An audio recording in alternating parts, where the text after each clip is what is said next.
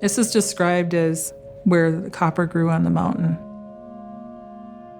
It's my understanding that it's the only place in the world where copper was like that, where it could be mined on the surface. We have stories within our community that we as a people use copper. And we traded copper up and down the Mississippi for other goods. So it was part of our lives.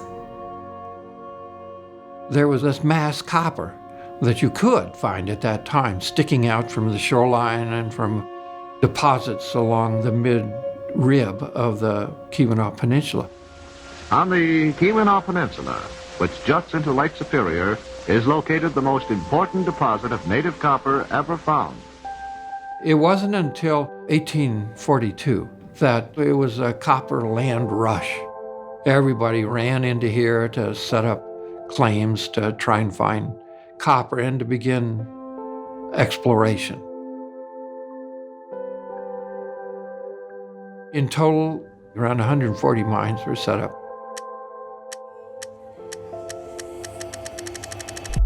They discovered that they could actually consistently get more copper out by pounding, smashing the basalt, and that's why we call them stamp sands. The copper was only 1 to 2% of the rock, so 97% of what came out were these stamp sands.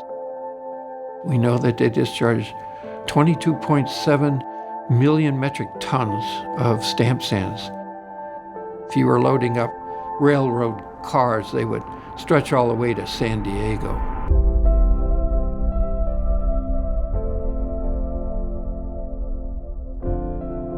They went till 1932, so they were adding stuff on the pile, but we have strong currents that move southward in the bay. It wasn't till later on that the stamp sands made it all the way down to the Traverse River. Pieces were starting to arrive in the 50s and 60s. By the early 80s, the original string beach was covered by stamp sands.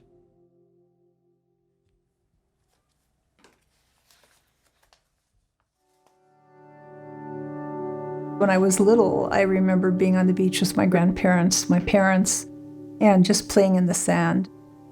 I remember this very clearly, sitting on the wet sand where the waves come up and see little black speckles of funny black rocks. And I didn't know what that was. I remember asking my parents, and they didn't know either. That little strip of sand you see there, that's sadly the beginning of the invasion. And it just got worse and worse. Every year, that sand became more and more prevalent and crept higher up the sandy part of the beach. That stamp sand is really deep. It used to be just on the surface, and now it's just piled, really high. You feel there's not much you can do. Lake Superior is powerful, and more keeps coming. I don't think any of us ever realized, how extensive it would be.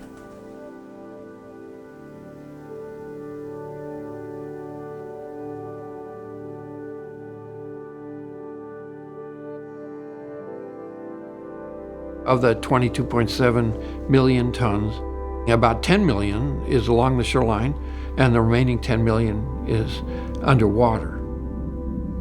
It doesn't take very much to think. If you see it moving all the way down the Traverse River, you're going, oh my gosh, it's got to be moving on to Buffalo Reef.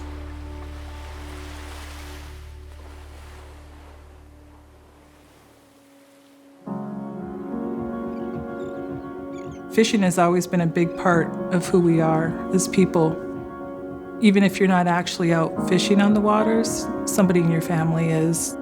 There's an uncle, cousin, aunt. There's somebody bringing fish back to your house. It connects all of us in our community. So it's been a continuing endeavor to keep an active role in the fishery program and making sure that we are working with our state and our federal partners. Our goal is to have a sustainable fishery that puts back what they take. We have crews that are going out and assessing populations, looking at what kind of habitat concerns are happening. in the waters around here. Buffalo Reef is one of the 3 big reefs in our home waters. They make up the majority of spawning areas for lake trout and whitefish. People were noticing that there wasn't as many fish here. Well, it was really noticeable right up by Buffalo Reef. And a lot of time when people are hearing that, they're thinking it's because overfishing is being done. But when the biologists are out there and they're investigating more and they're finding that there is a habitat issue, it's not overfishing.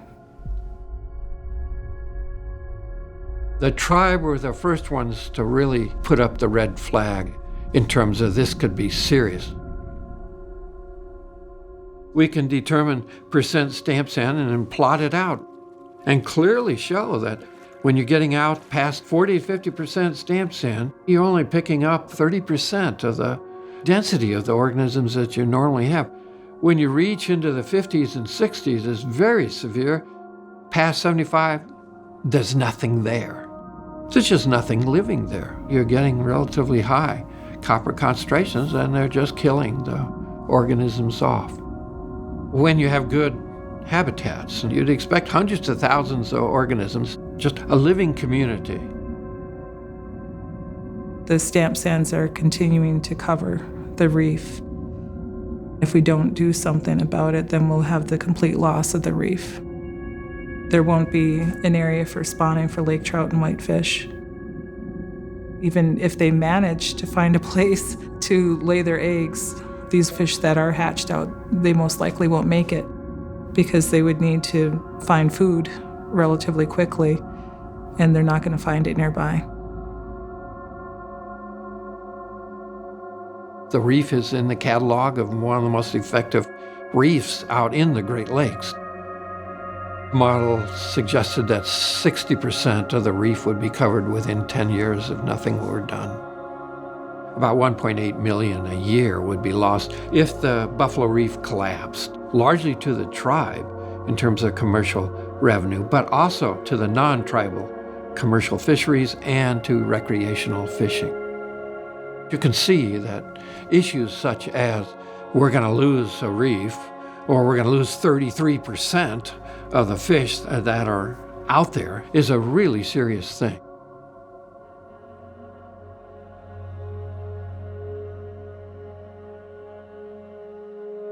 So many people know about our treaties of 1842 and 1854, but we have an older treaty. It's the first treaty that we have with creation.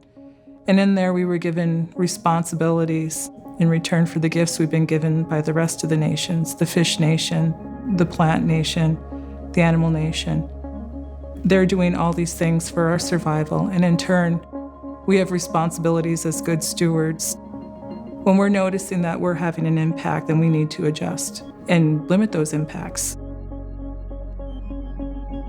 The people in the Upper Peninsula are fishing people. This is a fishing community with the tribe. This is a fishing community up by Grand Traverse. There may not be a perfect solution, but we'll do the best we can with what we have. We're willing to put that effort in together to save that reef.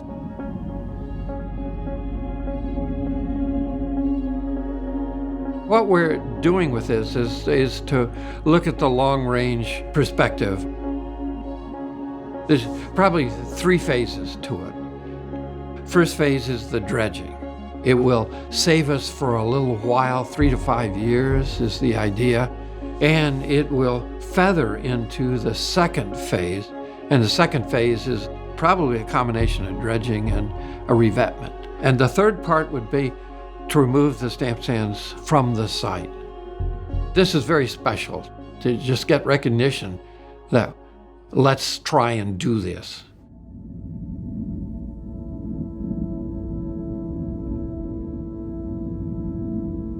There's a sadness to this, that there's this destruction going on of our fishing habitat and the loss of the fishery. But it's not an anger at people.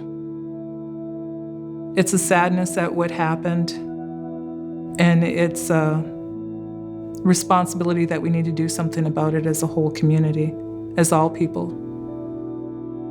This is what it means to be human.